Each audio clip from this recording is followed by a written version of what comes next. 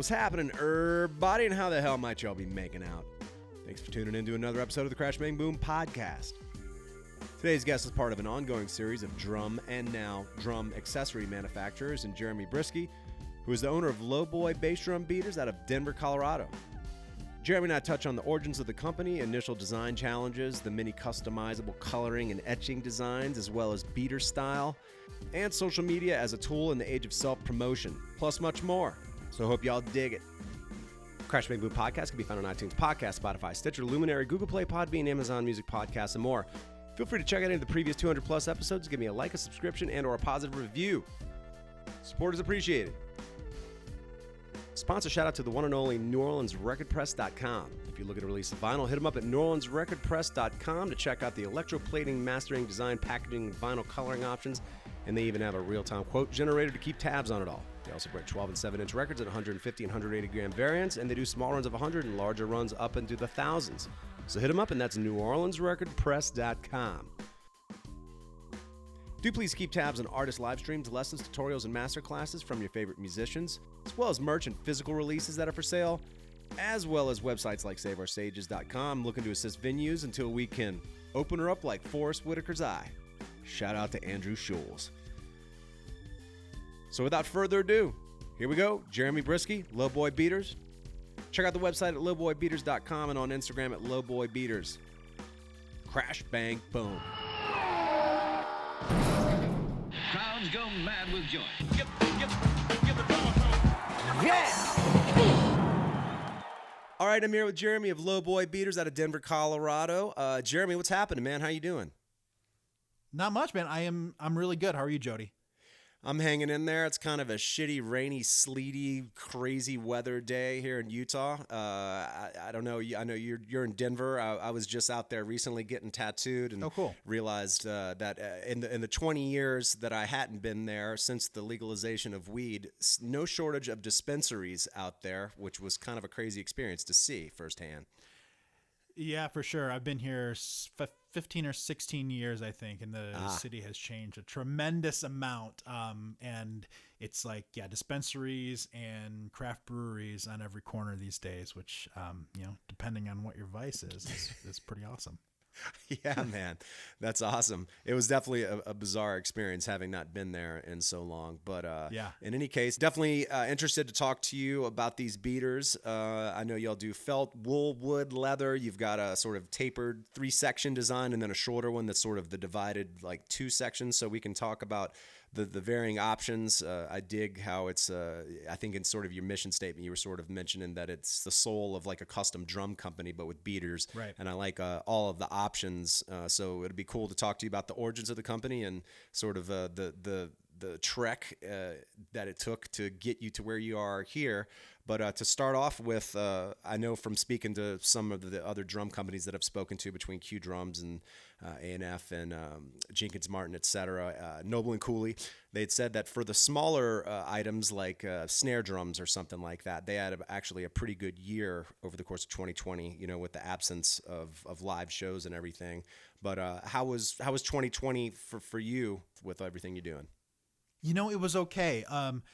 It was definitely a roller coaster, lots of ups and downs. We started the year really strong. We went to NAMM and had an excellent NAMM show.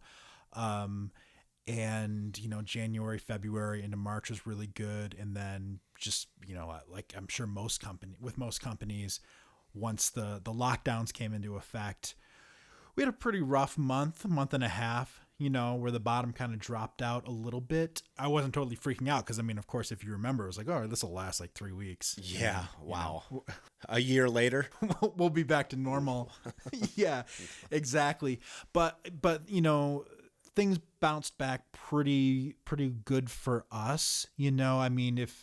If you follow the industry, the kind of musical instruments industry as a whole, that certain segments had an amazing year, right? Like guitars had a great year. I heard Fender had their best year ever. Wow. If you're involved with anything to do with home recording, obviously, since everyone was at home and everyone's for years have been like, oh, I need to set up a studio. It was a fantastic year.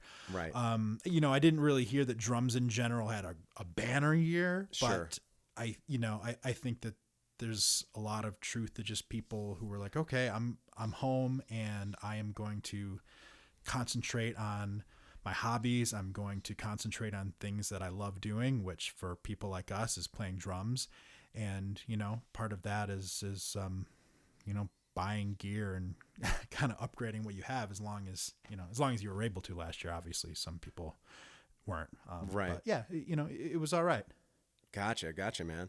As I mentioned earlier, you got the felt, wool, wood, and leather options.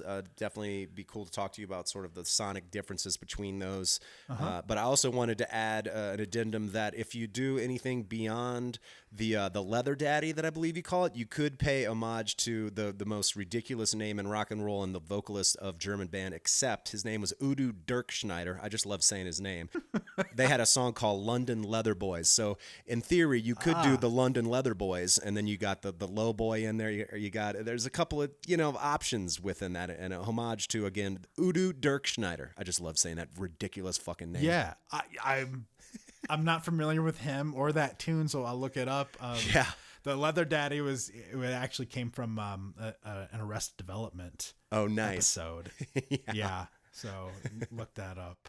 I mean, I hear you. There's another alternative. You could combine the wool and the leather and just call it the bear, which would be hilarious. Because and of course, for those of you who are like, what the hell are you talking about? In New Orleans, where I'm from, my wife and I got married back in 2016, and we did it on the Labor Day weekend, I believe it is. But that also coincides with Pride weekend.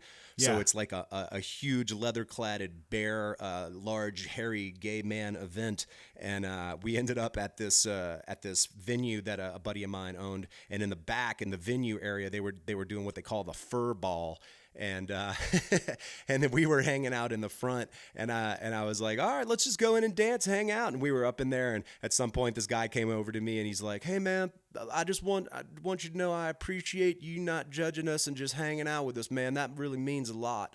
And I was like, wow, like I hadn't really thought about some of these people that were like out in these remote areas who may not be able to live their life the way they want to. And then they come to New Orleans during this weekend and they get to let go. And I gave him a big hug and I was like, no problem, man. And right when I did that, I was like, man, this is like a giant, spongy, hairy man. I was covered in his sweat. And I was like, all right, bro, you guys enjoy your ecstasy. I'm going to go shower, man. Have a good night, guys, So, yeah, sure, we don't want to turn this into a politics podcast, but living in a place like Colorado where it's, especially in Denver, where it's pretty liberal and people are very accepting of other people.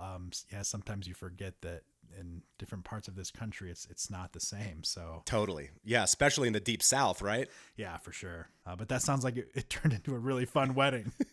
Yeah, absolutely, man. Well, bears and London Leather Boys aside, I love that I'm just going off on these tangents. Let's talk a little bit about your company and sort of the origins in which you started it up and sort of some of the trials, tribulations, and triumphs over the course of getting it going. Yeah, for sure. I'll try not to be too long-winded because there's a lot going on there in that question. But, we launched the company in October of 2014 and spent about a year before that working on the product. And, I don't even totally remember the genesis of the idea. It was probably like a shower idea kind of a thing. But I had, up until a certain point in my life, every job that I'd ever had was in the music industry, like the musical instruments industry. The first job that I had when I was 17 was working in a family music store. So it was like, we sold everything from sheet music and, church organs and grand pianos to drums and guitars and all that kind of stuff. So I'd had a lot of experience in the industry, but I didn't really work in the drum side of things. And then I took a handful of years where I wasn't in the industry at all and I missed it. And I just knew that I wanted to have my own company and have it be drum related because it was, I don't know, it just kind of felt like coming home to me, because I'd worked for like guitar companies and pro audio companies and stuff like that. And, I think it was just, at the time, this is 6 years ago, almost 7 years ago, there was just this explosion of really amazing boutique drum companies. Mm-hmm. But there was nothing in the bass drum beater space, right? It was like you could get amazing drums and cymbals and bags and sticks and mallets and all this kind of stuff. But the one, product that I didn't see anyone innovating in was bass drum beaters. Yeah. And so, the thought was like, well, man, let's see what we can do. Maybe we can make something cool. Right. Very cool. And then there's the process of getting it up and running, getting the designs happening. You've got so many options between colors and stamps and all of that. So then what was the process of sort of getting the design up and ready to be sold? Oof. It was there were a lot of lessons learned. Oh yeah. Because, currently I'm the sole owner of the company, but I originally had a partner. His name was Chris. Mm-hmm. And so we did it together, and he is a really talented artist and graphic designer and had some woodworking skills, and I had zero woodworking skills at all. Wow. And so, and neither of us had any sort of experience in manufacturing a product. Wow. And so there was that. I mean, that's why it took us a year to develop a bass drum beater, right? I mean, it couldn't be more simple of a product. Right. But, it was a lot of just kind of like figuring things out. And like, in a box somewhere, I have our original prototype, which is literally just like a DW two-way beater built out of wood. It's like that shape, because at first we were like, can we even do this? Can we even make a bass drum beater? And so, we made that and found a metal rod and put it in, and it's so ugly, but it worked, Right. And so then, we just kind of figured, well, maybe let's try to make something that actually looks cool. Yeah. And so, Chris being a designer, came up with the shape. Originally we just had the longer beater that you were talking about earlier. We call it the standard. Mm-hmm. And, we did it. Actually, Chris's dad is a really talented woodworker. And so we worked up these drawings and sent them to him. He lives in Chicago, and he started making samples for us, mailing them back to us. Mm-hmm. And, we would just kind of tweak. Like the first one was super heavy, so we told him to take some weight off. And, eventually It didn't take that long. It was like the third or the fourth prototype. We'd kind of nailed, the general look and feel of what we ended up with. Right. But, then beyond that, it's like, well, what metal do we use? Totally. How do we make these rods? How do we polish them? How do we paint and stain the beater? Like, so many different things that like we just didn't know anything about. So it was just like a lot of trial and error. But eventually, like almost a year later, we launched, and like I said, October of 2014.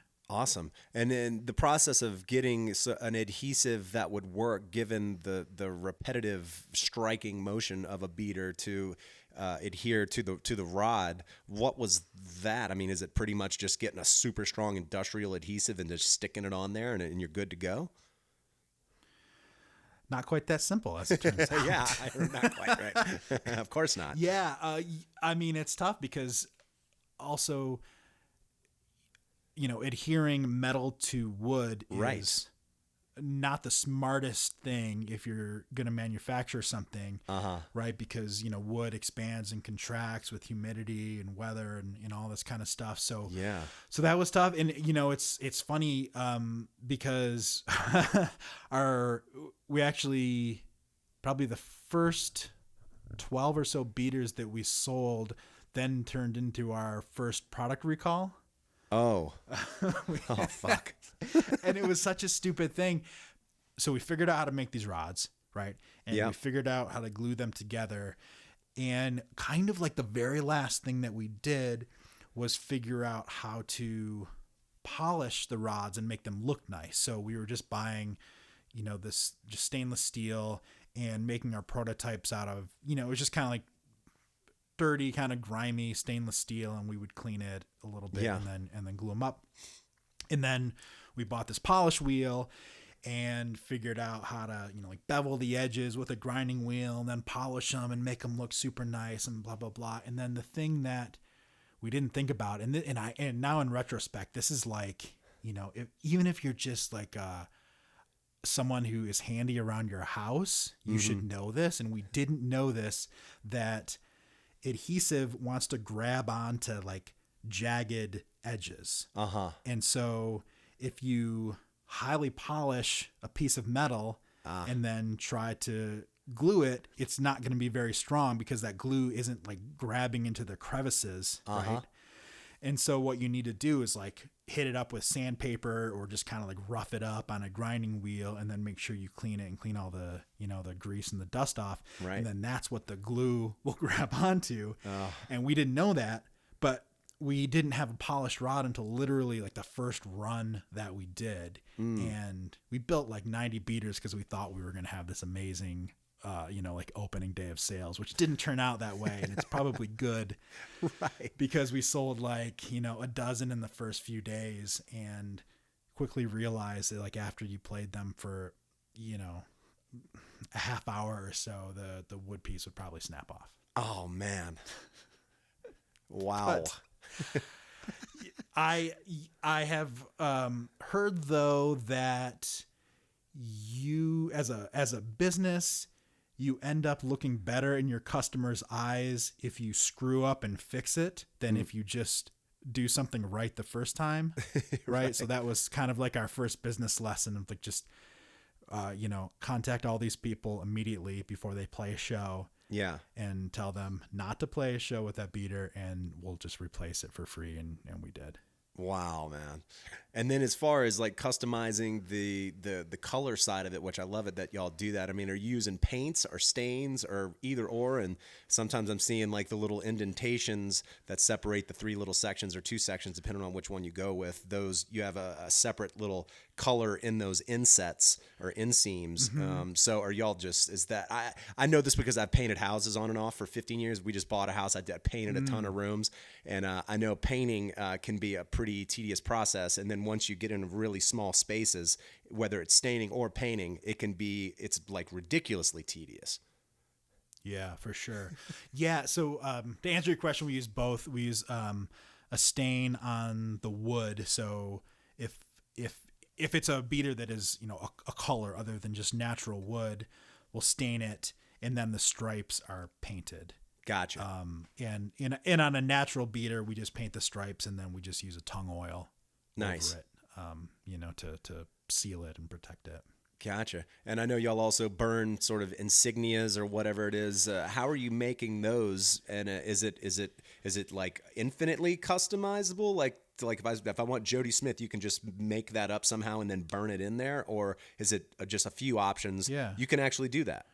Yeah, we have a laser engraver. Which, there it is. On the bottom of our beater, on the standard, and then on the back of it, on the lightweight, the smaller beater, we laser engrave our logo in there. So it was one of those things where, we knew we needed a laser engraver for that, and then it just kind of made sense to offer some custom engraving. So basically, we can do pretty much anything. Like, awesome. But, a customer orders a custom engraved beater, and they'll send us a file, and then that's what we engrave with. So it's basically like the laser engraver is like a printer, Yep. So we pull the file up in Illustrator and size it and format it, and then you just print it basically to the laser engraver, and then it engraves on the beater.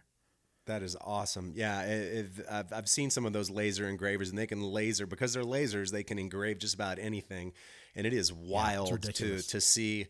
Like you said, sort of the computer file speaking to this laser that then just follows that outline or whatever design you've uploaded to it, and then it just etches it into it. It's serious, like alien shit. It blows my mind. It's super cool. Yeah, and then if you and we just do it on wood. I mean, we don't have the craziest laser, but if you follow like VK Drums on Instagram, if you're familiar with those guys, he does a lot of laser engraving on metal. Wow. And just, he'll post a lot of videos of just the laser engraving, and it's like ridiculous to watch. Like, it's just so cool and so precise, right? With, engraving the design. It's a really cool tool to have. Amazing, man. Well, with the wool, leather, wood, and felt options that you provide on the beater side, I've had sort of experiences with, I don't know if it was wool or I'm assuming it was something like that. You've seen some of those larger beaters. They're really big, fluffy, kind of big, boomy, soft style. And I remember like the little red beaters that were wood, and then of course felt. But I haven't really messed with leather, and I like the idea of a thin little leather strip sort of on the wood, because I think you get the attack, and maybe it's a little, maybe I would imagine a little bit heavier of a strike than it would be if it was felt on the front of the wood. But sort of what are the tonal qualities that you find with the 4 options that you have there? Yeah, I mean, you're spot on with that. I mean, the leather is just between felt and wood. Yeah. But yeah, I mean, going from most to least intense, the wood is obviously the most intense. And the thing that makes our beaters in general, and this goes for the whole line, makes them sound different than other beaters on the market is the flat striking surface. Right. Just because you've got this big surface area hitting the drum and it's flat, so it's all hitting at the exact same time. And so even though it's just, milliseconds different than if you were using a round beater, which obviously, the roundest part or the furthest part out hits first, and then the rest of it, and just, just like I say, milliseconds, but having that flat surface is what just gives you just a very direct tone. And with wood specifically, it just gives you an insane amount of punch and attack, much more than what you get with like, that red round wood beater that you were talking about. Right. Totally.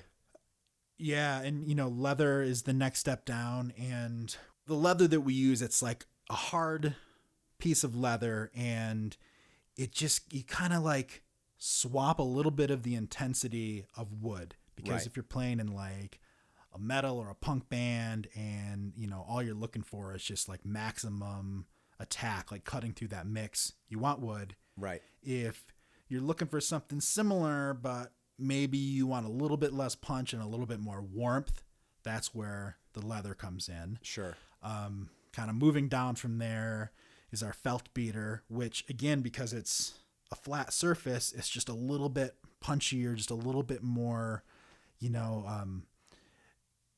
just a little less muddy than a round felt beater would be. Right. And then going all the way down to the lamb's wool beater, and that one's a little bit different.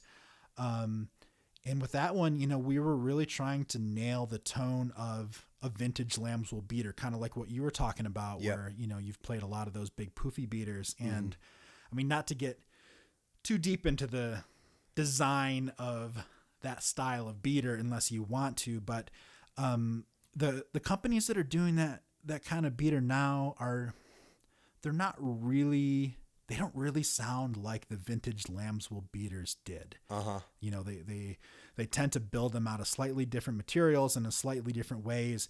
And so what we were trying to do is figure out how to really get that tone that people love. And this is why you can go on eBay and spend like $100 for an old beater. Right. But, we wanted to do it with our design. And so what I think we accomplished is that tone that people want, but with an extended dynamic range. Like you can get even quieter with ours or a little bit louder, and you still get that same tone, if that makes sense. Absolutely. That's super cool, man. Well, in addition to the tapered 3-section design, I think you were saying that's sort of the traditional one. I know you have like the shorter one as well. Was that in the instance where people that maybe gravitate towards that, is that sort of maybe people that are more in the metal or punk sort of faster BPM world, where I would imagine if you sort of position the beater further away from the head, you get more swing out of it. So I was almost imagining like it coming back and hitting my foot. I was like, oh, if I had that real far back, maybe the shorter one would even be better for that. Or what was sort of the impetus for going for the shorter one? Yeah, it was really just, a weight thing. Our standard beater it's a little bit lighter than a DW 2-way beater. So it's, what tens of thousands or hundreds of thousands of drummers are used to, it's like very down the middle, but there are a lot of people who want something lighter. So, that's why we came out with the lightweight. And yeah, you're right. It's totally, it's funny. It's kind of like drummers on both ends of the spectrum like that.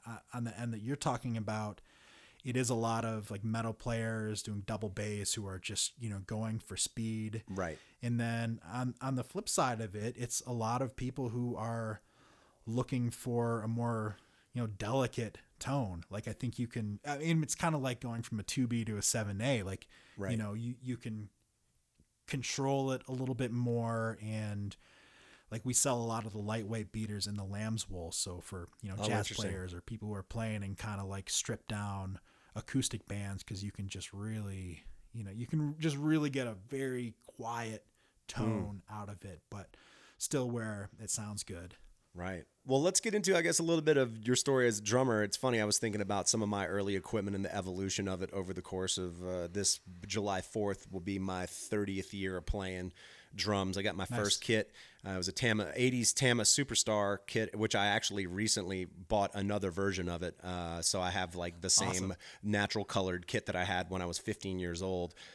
Playing, but one of the kick pedal that came with it was hilarious. It was the Tama, and some people say Tama, King Beat pedal, and it was like this behemoth of a cinder block of a pedal, and not accurate at all. It came with a felt beater on it as well, like most of those pedals did. But it was this. It had a big cylinder on one side. I don't know if you needed to oil it like a fucking lawnmower. I don't even know. But the thing was, it was so crazy using it. And then I ended up going to like the Camco pedal, and I was like, oh, this is so much easier to use. Yeah. But as far as sort of some of your gear and everything when you first started, one, sort of what led you to the drums in the first place, and maybe take me through some like your first kit and some of that stuff. Mm-hmm. Yeah, for sure. I don't think that I grew up knowing that I wanted to play the drums, right? Like I don't think that I was one of those people who like pulled out the pots and pans and was always just like banging on stuff. But I always loved music, and I always knew that I wanted to play music. And initially, I thought it would be cool to play the keyboard, and you know, so this is like, you know, late 80s. I guess, Sure. or maybe that made sense when Of course, you look at absolutely. that time. Absolutely, it does. Yeah. And so I didn't want to play piano. I specifically wanted to play the keyboard. So my parents got me a keyboard, and I took lessons for a year. I think it must have been in 5th grade. And then 6th grade is when, you know, I went to middle school, and you had to do either band or choir. And so I was like, well, I want to do band. And then, you know, I looked around at all the instruments, and the only one that really appealed to me was drums. Right. And so I picked the drums, and I think for that year, it was like a dual, you know, I was playing drums at school, and I was taking these keyboard lessons, and I just hated playing keyboard. Like, it's just so boring to me. Right. Especially after playing drums. So, Yeah. and I just quit that, and played drums from there on out.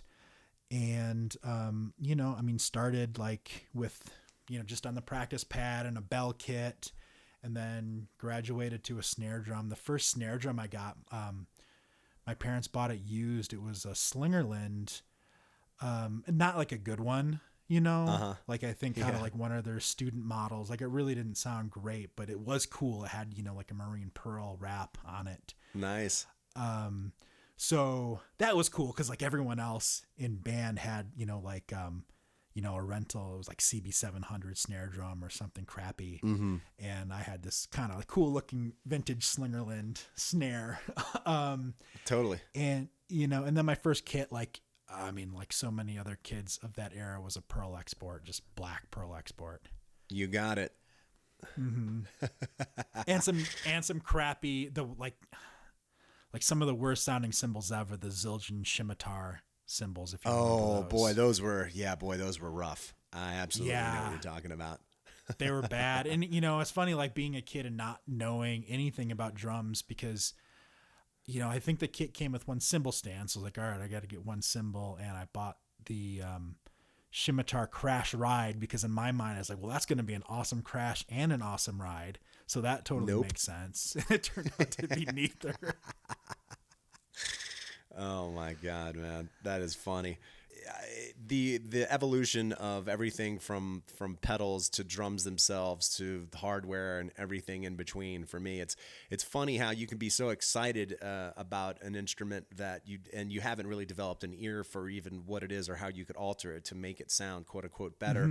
But when you're so excited in those initial years, everything from setup to everything else, I didn't start off with a drum teacher. I ended up studying with drum instructors and was in marching band, and that came later. But those first few years, when I look back at the way that I set my kit up, is hilarious. I mean, the toms might as well just been facing me like vertically, like a wall, and then I was tearing through my heads, because why am I tearing through my heads? It's like, oh, because I'm the way that I'm striking the drums is at such an absurd angle. I'm like just chopping through them with drumsticks right now. So live and learn, man. Oh, totally. And and I don't know if you were the same way, but I mean, I for some reason just thought that I needed to play with like the biggest sticks possible. So that's funny. I mean, I was like breaking snare drum heads. I broke cymbals all the time, which really now sucks because like after those scimitars, I would always go like pawn shops and look for cymbals. And back then, man, you could get a lot of those Zildjian, like the hollow logo Zildjians, or even earlier than that, like super cheap. I could get those for like $60 or something. Yeah. And I still have a ride that I bought then, which I love. But like, I mean, I probably cracked 4 like 60s or 70s Zildjian crashes because I was using just like rock sticks on them. And, like I didn't know what I was doing. Right. None of us did. Oh man, that's funny. No, I think around the time when I started playing, I mean, I got my first kit for my 15th birthday, so I was still in, I believe, 9th grade at that point. Once I hit 10th grade, I started marching, and we were using the fatter marching sticks. And I remember thinking, I guess I shouldn't use these because I was kind of tearing up the heads, and those were Kevlar heads. That was right when those first flam heads started coming out, and it was those things were so durable that you could crack the top layer, and then you would still have the Kevlar beneath it. So you could, it was crazy. But I remember thinking, well, if these sticks are tearing up these Kevlar heads that you could not even shoot a bullet through these things, I guess I shouldn't play my kit with these baseball bats. So thankfully I did not do that. And I really didn't even start cracking cymbals until quite a few years later when I just started playing harder. And to your point, I did start playing thicker sticks. So that did start happening. Yeah. I played 7As forever, right? Since like high school probably, and I haven't cracked a cymbal since. So there you go. Yeah, exactly, man. Well, we talked about all these options with the beaters and whatnot.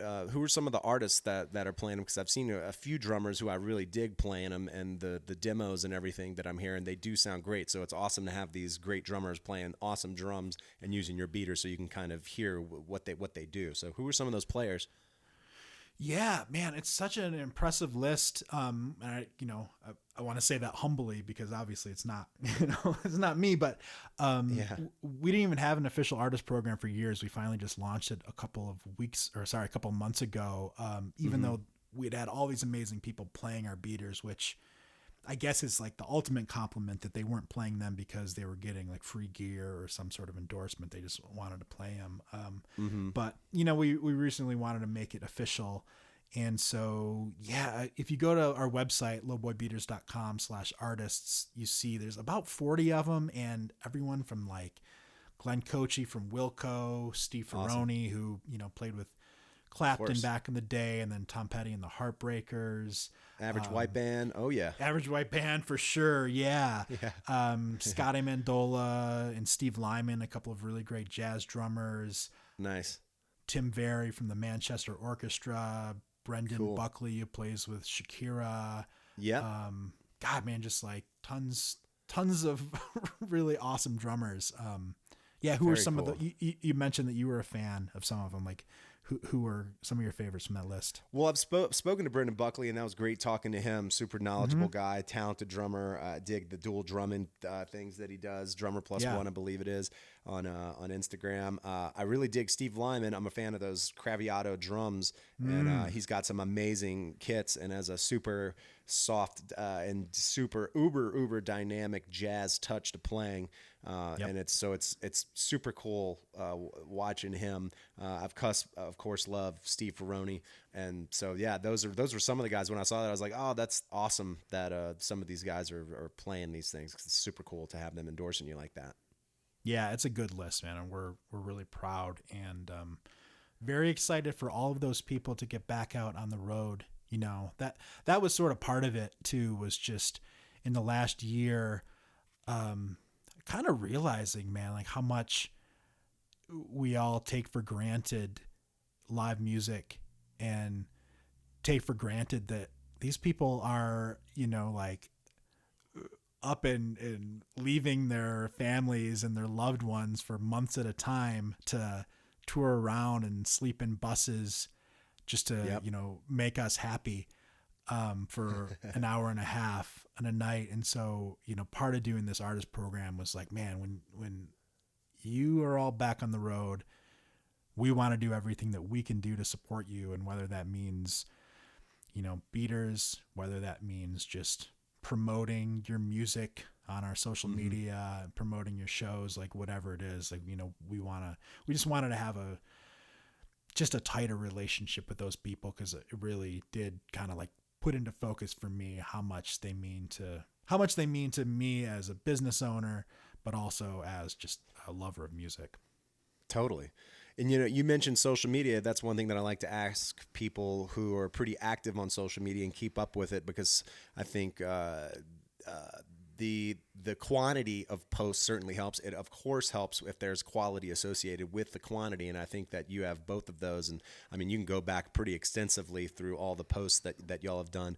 But was there any uptick in sales that you would attribute to social media necessarily, that you could, like, you know, make a discernible point in time necessarily? Oh, I mean, our entire business was built on Instagram. There's no question about it. You know, right. We started posting on Instagram probably like May or June of 2014 and didn't launch until October. So, you know, we had already had this, you know, a pretty decent following at the moment that we started selling beaters. Right. You know, and then it's like, we were automatically a global brand, right? Like we didn't have to just start in Denver and then expand to Colorado or whatever.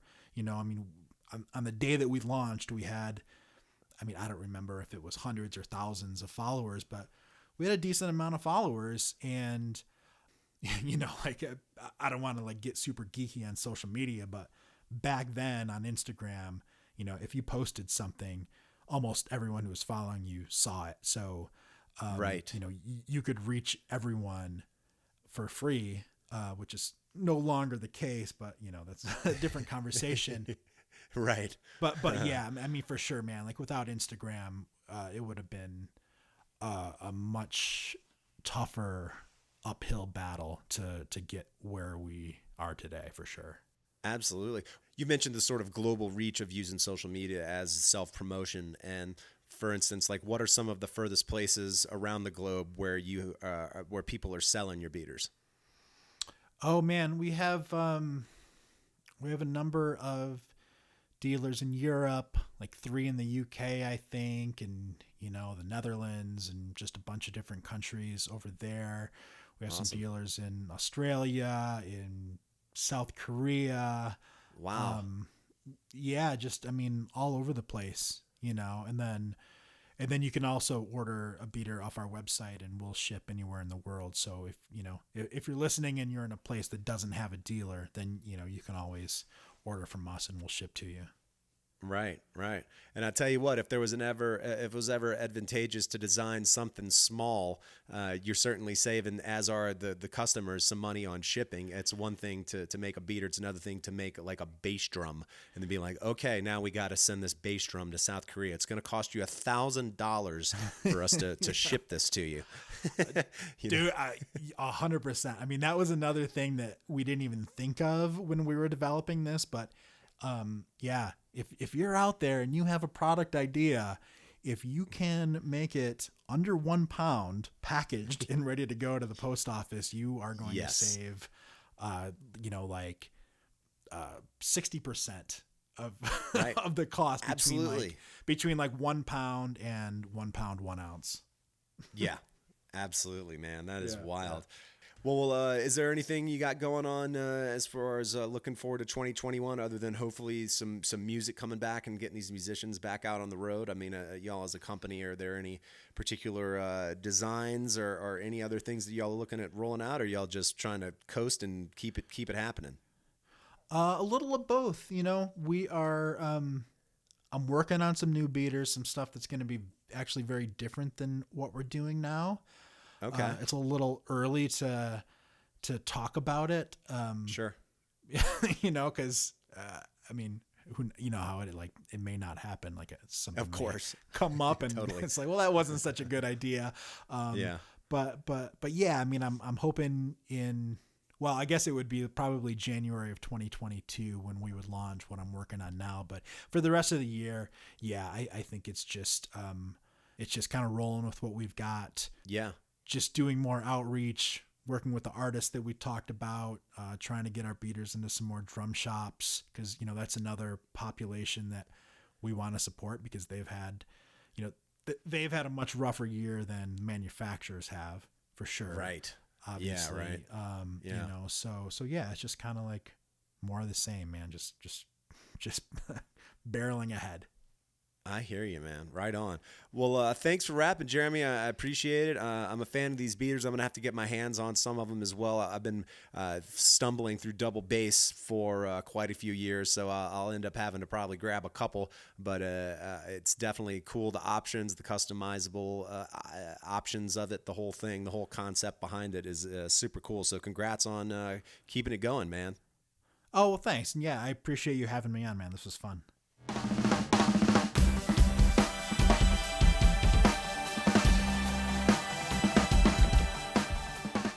All right, everybody. Thanks for tuning in. Thanks, Jeremy, for hanging. Got to get my hand on some of those beaters and give them a spin. I'll keep y'all posted. And we'll catch you on the next one. Crash, bang, boom.